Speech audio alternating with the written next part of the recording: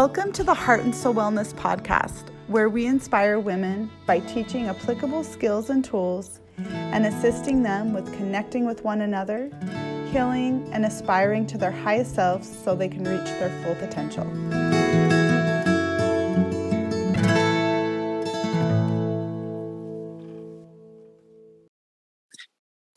Hi, thank you so much for joining us. It's an honor to be with you.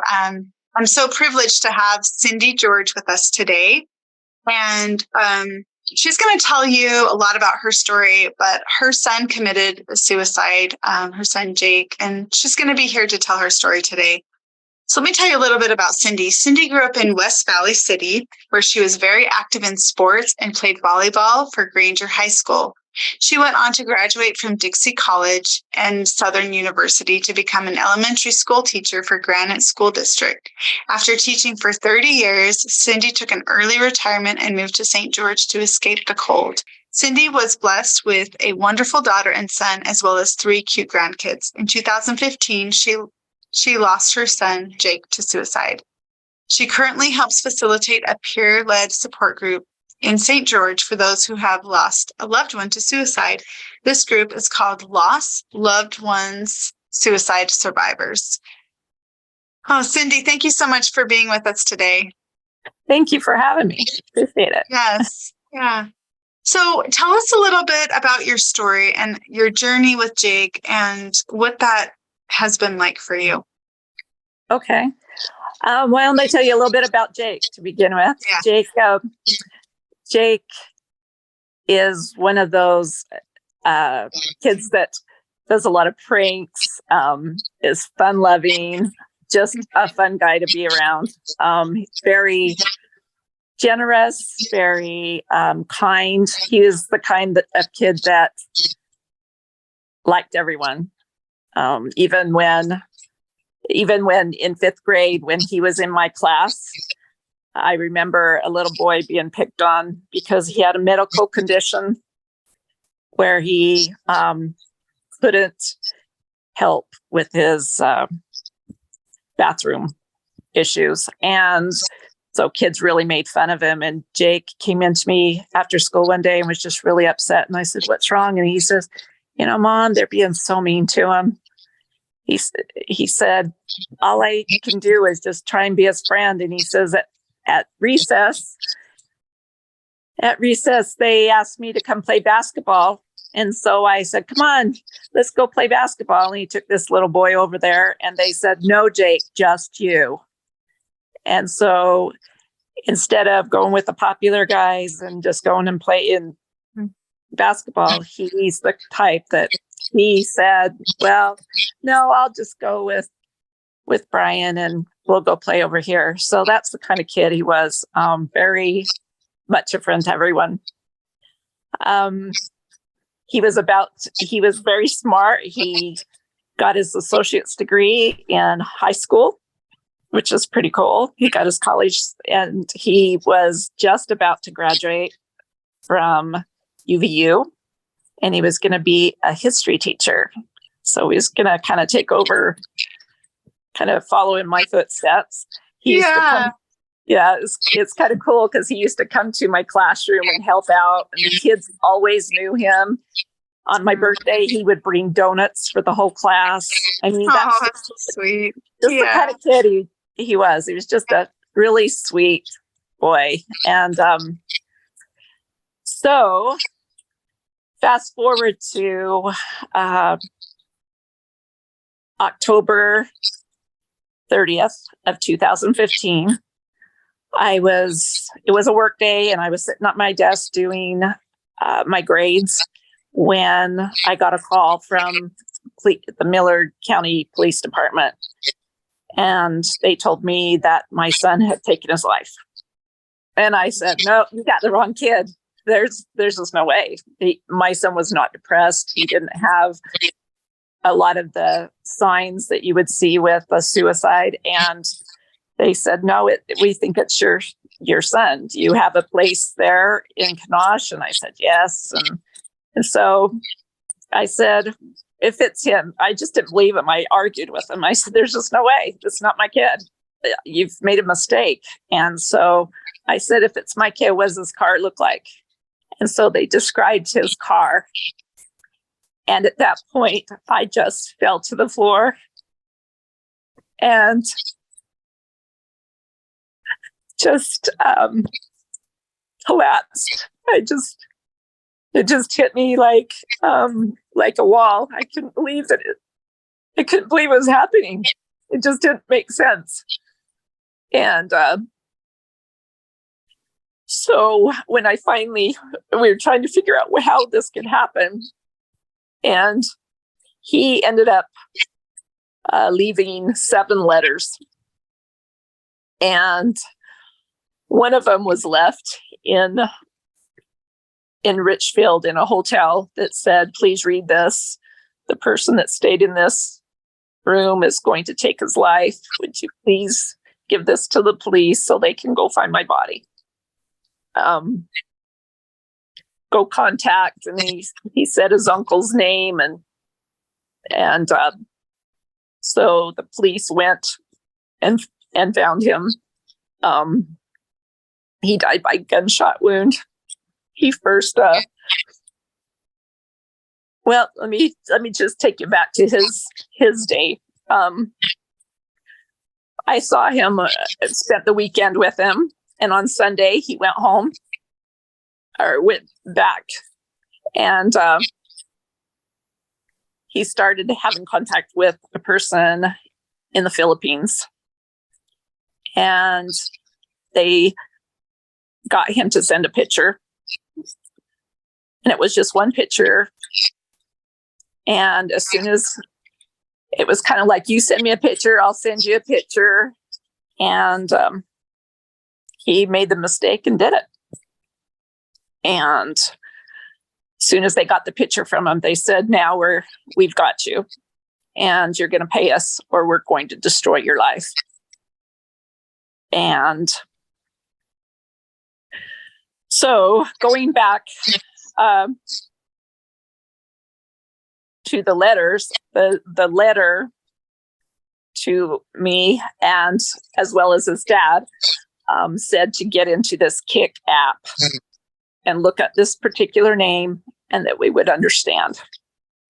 And so I got his phone back after about 4 months. Police kept it for about 4 months, but after I got his phone back, I read the conversation that was on his phone from this evil person that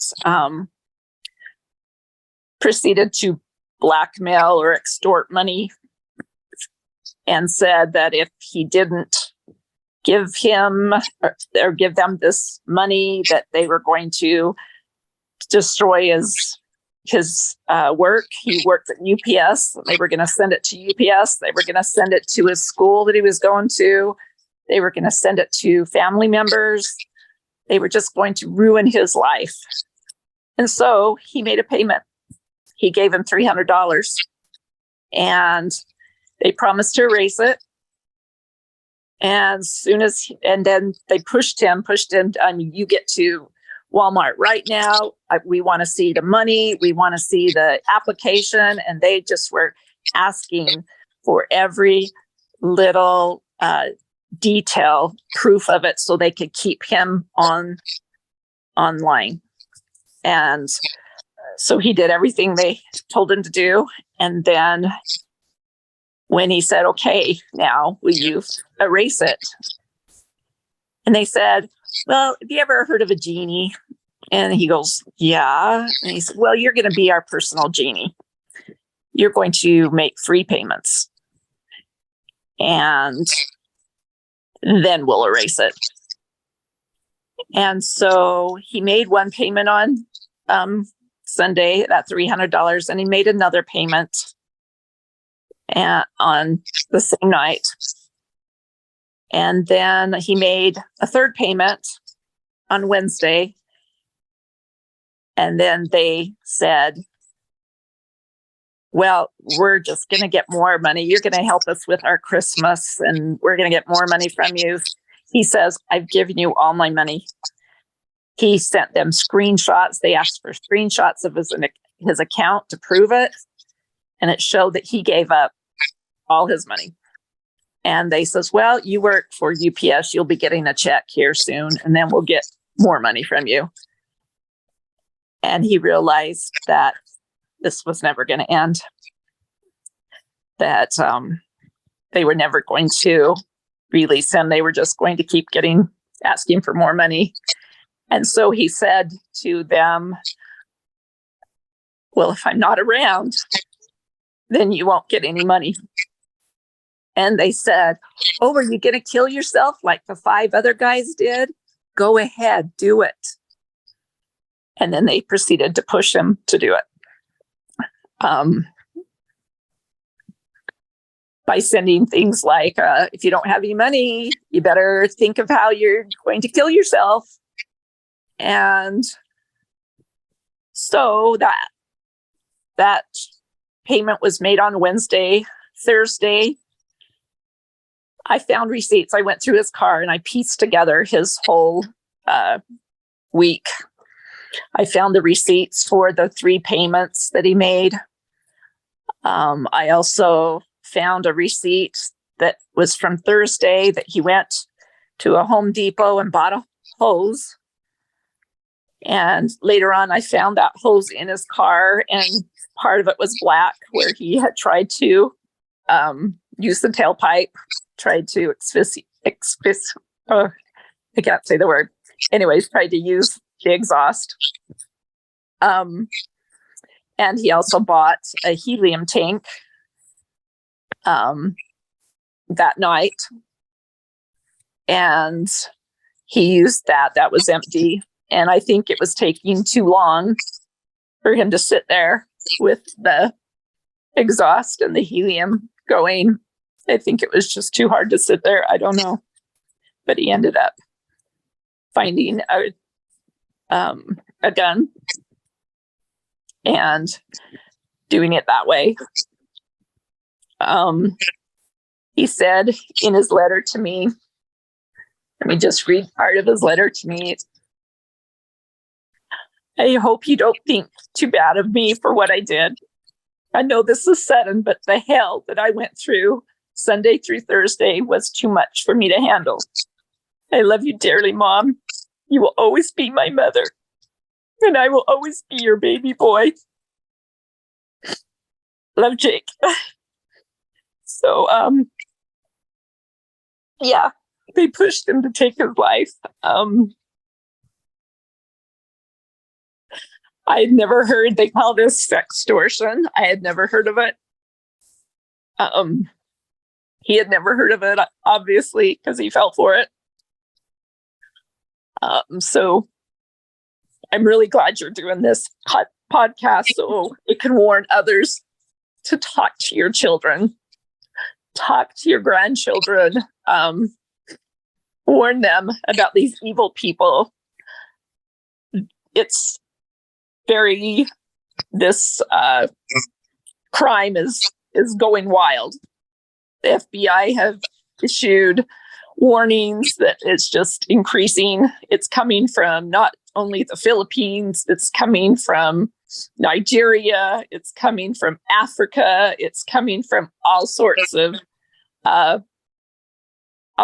places. So what they do is they contact someone through either a dating site or through Facebook, and then they have you move to a different app like Kick, which is not traceable type thing. And then they ask for a picture, and then they proceed to ruin your life with it. And I think the breaking point for Jake was at one point they sent names of members of his family. They must have got it from Facebook. And I wasn't on there because I had a different last name, but his sister was on there. His dad was on there. And they sent a picture of all those names and said, now we're going to go after them. And I think that's what broke him. He thought if he wasn't here, that they would stop and leave his family alone. And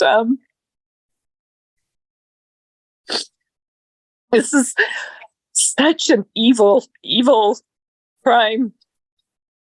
When I read the messages, the conversation, I just shook. If you think it can't happen to your family, trust me, I never in a million years would have thought that my son would die by suicide. You just don't know. So talk to your kids, please.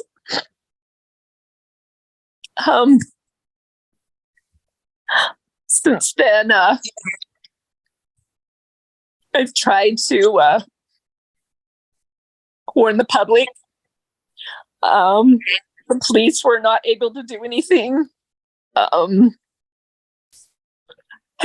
I'm his mommy. I was supposed to protect him. And I was supposed to catch these people that did this to him, but I couldn't. And so all I can do is tell his story and warn others so other moms don't have to bury their sons. Sorry. You're okay. Take as much as you need. So, since then, it's been 7 years, and so I've done some news articles, and the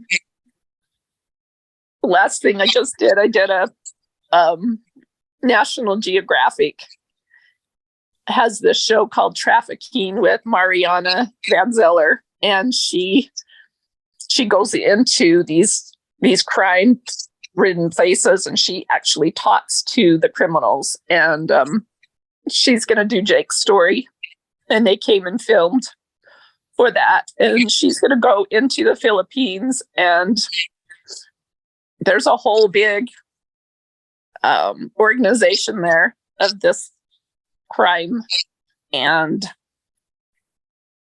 they know the lady that started it, and they've done their research. They're trying to get an interview with someone there. I've had several people talk to me that it's happened to their son, and it's just horrible. It's absolutely horrible.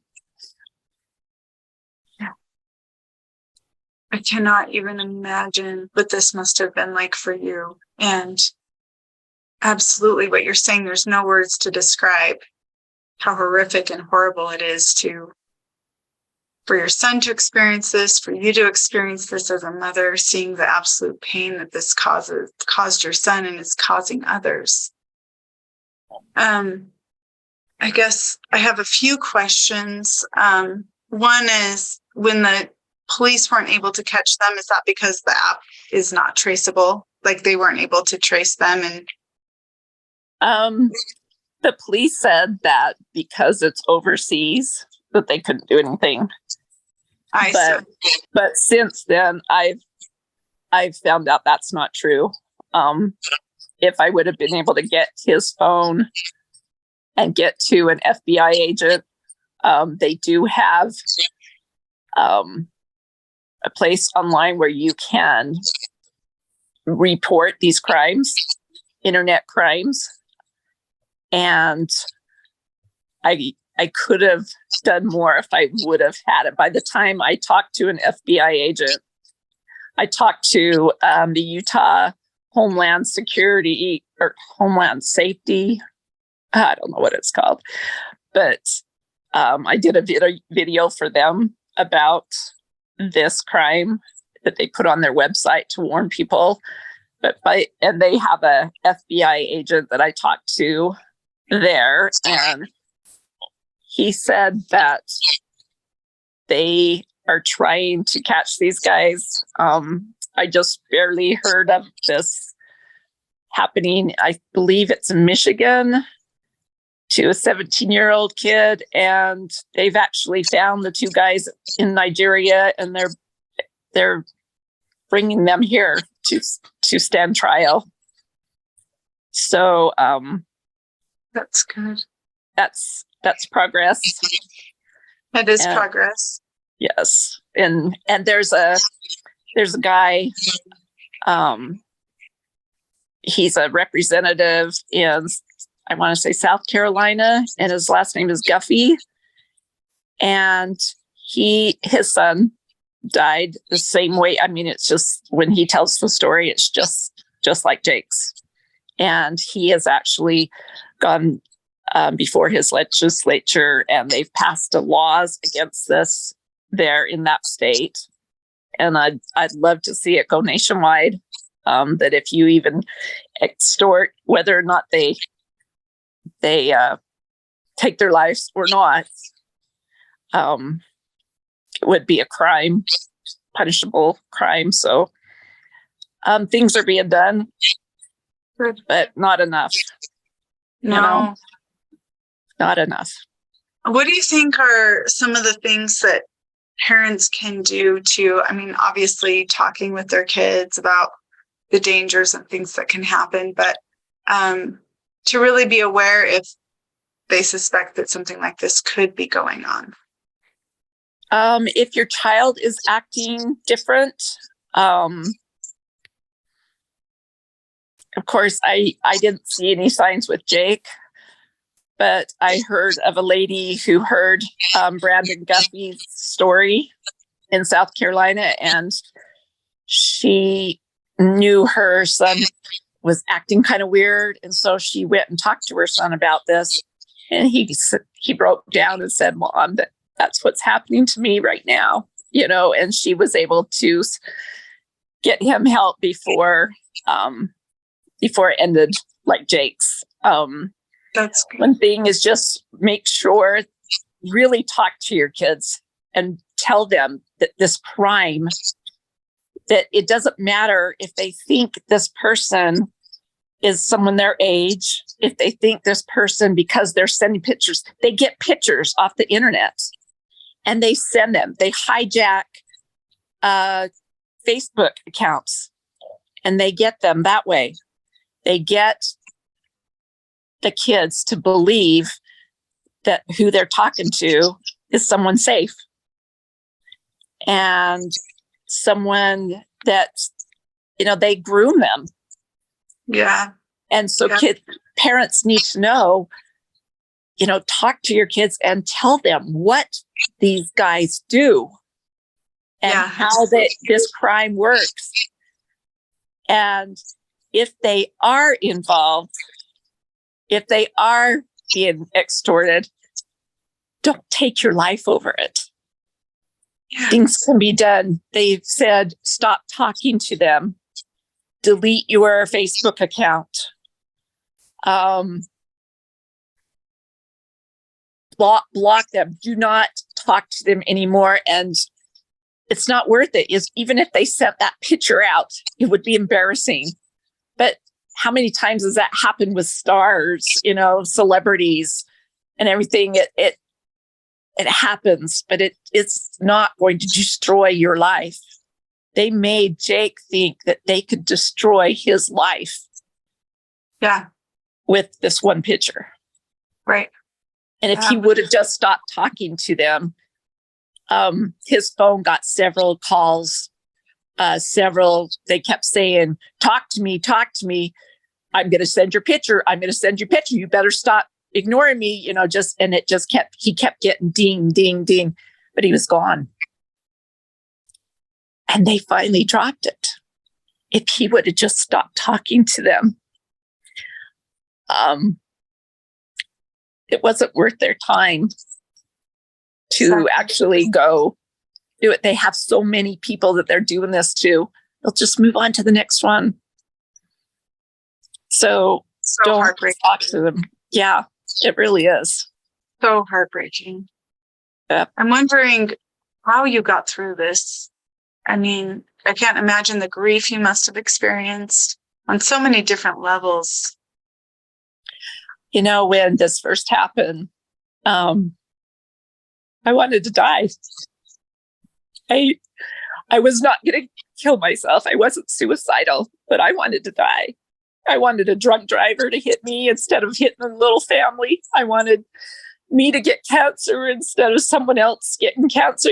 I wanted to die because I wanted to go comfort my son.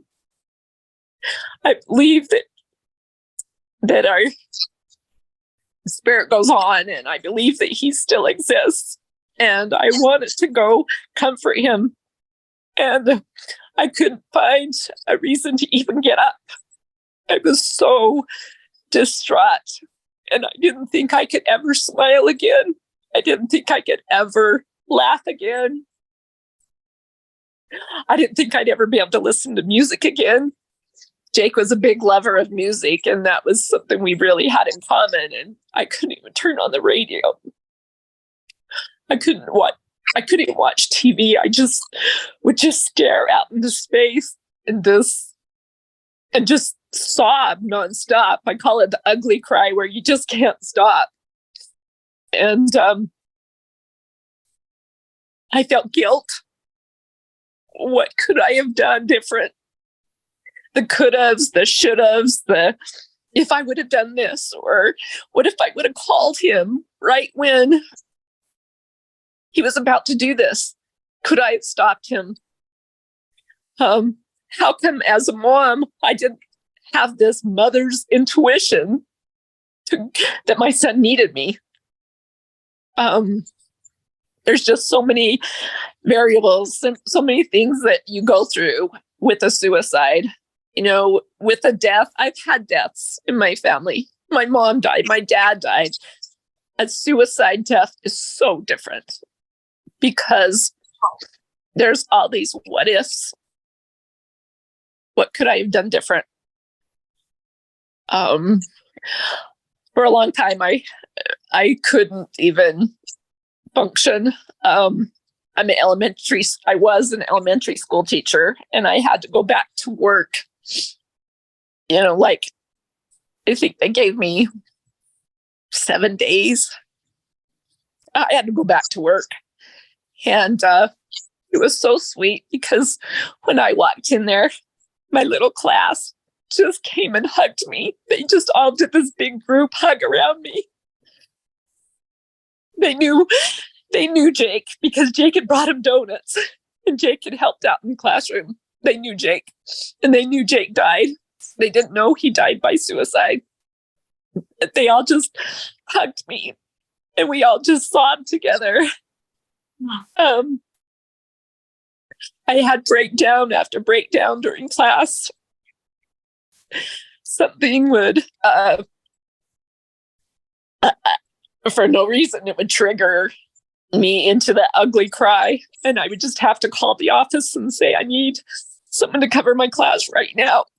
And I would just break down, and I'd have to go in another room and just get it out. And then try and get control to go back in. This went on for a while. I went through a stage where I was angry with God. I thought, why didn't you let me know somehow? Or why didn't you protect my son from this? And I was angry for a while. I went through a lot of just different stages.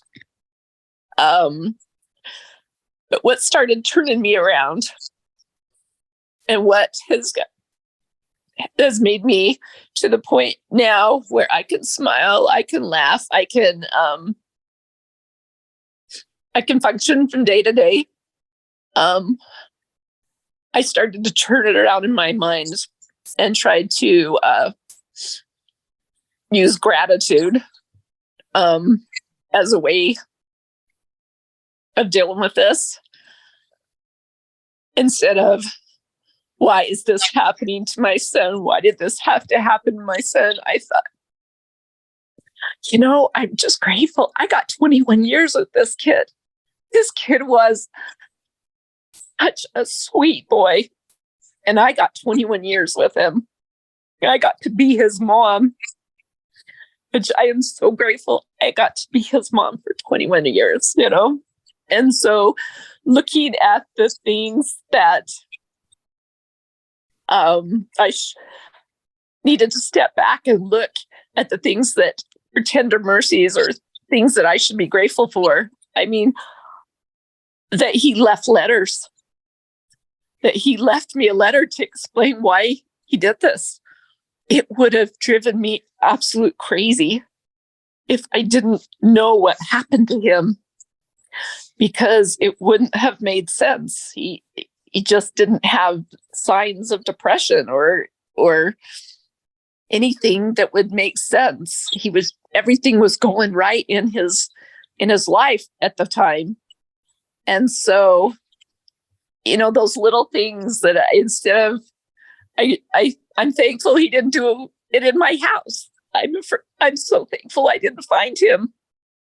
There's so many things that could have been worse. And so I had to look at my life and say, okay, what are the good things? And I clung to my new grandbaby. I had my first grandchild that same year. And I clung to that baby and just loved her and hugged her. And anytime I was losing it, I would go get the baby because I could find joy in her. And I knew I had to keep living for her and for my daughter. And then I also, in Salt Lake, they have a support group for suicide survivors. It's called LOSS, and it's Loved Ones Suicide Survivors is what the LOSS stands for. They have a Facebook page. They meet twice a week, or not twice a week, twice a month in Salt Lake. And someone got me to go to that. And I sat there in that meeting and just sobbed, hearing other moms talking about losing their child. And it gave me hope that I could keep going. I didn't think I could survive this. I really didn't. I thought this was going to kill me because I could not. I couldn't get control of my life, and to see others that were 5 years out or 10 years out after a suicide, and to hear ways that they honored their child or their brother or their sister or their dad or their mom that died by suicide. It gave me hope, is what it did.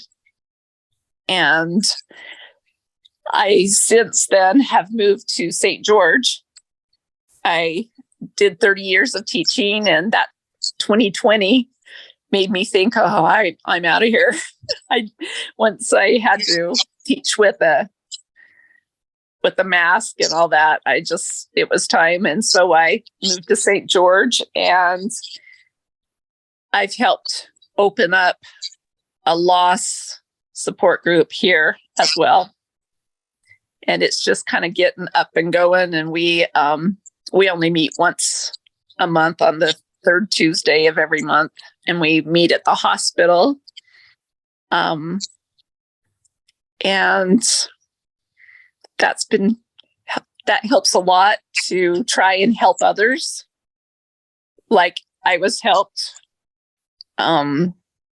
It brings it all back, and it's hard. Some of those meetings are tough because we have parents come in or siblings come in that it happened a month ago, and they're in that constant, ugly, having a hard time even getting up and showering.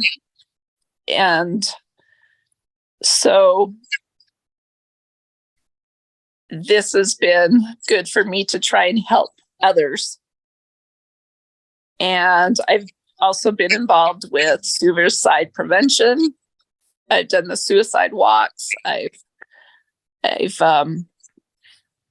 which they have in Salt Lake and they have here in St. George as well, and other places throughout the state. And that's, I've just been trying to do anything to honor my son and to help stop others from falling for this crime. Yeah, it's incredible to see the way that you are working so hard to bring goodness into the world by educating people, by creating these groups, by being part of these groups, by honoring your son's name. And I know that that is making a difference for so many people. And it is heartbreaking even to know here in Utah, our sex trafficking numbers are very high, that it is happening all over Utah. Not always sextortion, but a lot of times teens are targeted. Teens are targeted and they're groomed, and then they end up in very, very bad situations where either they're killed or they overdose, commit suicide. And so I just really appreciate the work that you're doing and the way that you are reaching so many people, and seeing you put your pain to purpose is truly inspiring, and you really are a hero to so many people. And so I'm so grateful. I'm so sorry you had to go through this. And I'm also so grateful that you are willing to help so many other individuals. And I can only imagine Jake is just so proud of you to see the work that you're doing. Thank you. I just hope it gets word out. That's all I can do. I can't stop the people from doing it, but hopefully I can help stop others from taking the bait. You know, it reminds me of a quote that I love by Edmund Burke, and he says, "The only way for evil to prevail is for good men to do nothing." And so you are doing something, and it may not feel like it because it feels like there's so much of this happening, but we really are creating change. We really are stopping it in a sense, because we're educating people, we're getting the word out there. And then more and more, as we do this more and more, we're going to understand more ways to continue to prevent it and even stop this from happening. So thank you so much for your time with us. Is there anything else you'd like to tell our listeners? Just hold your kids tight, love them, and just please talk to your children about this. It's not the best subject to approach, but if you think it might be an awkward thing to talk to them about, think if you had to bury them because of it. So talk to your kids, please. That's my biggest thing, is talk to your kids. And if you are listening and you are a victim of sextortion, stop talking to them. It's not worth taking your life over. There's no way that one picture could have destroyed Jake's life, but they had him believing that. And they're really good at trying to manipulate, especially kids that, under 25, your brains aren't quite developed yet.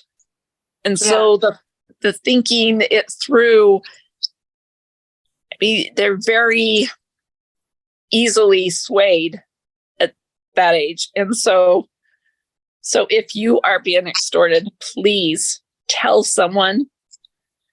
There's a website you can, I believe it's Internet Crimes Division, and you can report it there and just get some help. But it's not worth taking your life. People love you, and you have no idea. When you drop a pebble in water, and those ripples go out, you just have no idea. Jake had no idea how many people this was going to affect. Yeah. Or I don't think he would have done it. Right. Yeah. And I really appreciate that you're doing this podcast, because the more that people hear about it, less lives are going to be lost. Yeah. So thank you for doing this. Yes, of course. Thank you for being so brave and courageous, and for all of the work you're doing. Really so grateful. And can we put anything in the show notes for people to get in contact with you if they have any questions or anything like that? Or your maybe your support group or something like that? Loss.care. Loss.care. Loss.care, or they can go to the Facebook Loss. Thank you, All Cindy, right. so much. You bet. Thanks for having me. Thank you for listening to the Heart and Soul Wellness podcast with your host, Sarah Carter. Make sure to like and subscribe, and if you have any thoughts about what we talked about today, leave a comment. Also, you can find us at heartandsoulwellness.org and on Facebook and Instagram. Join us again as we continue to help women heal, connect, and aspire to their true and authentic selves.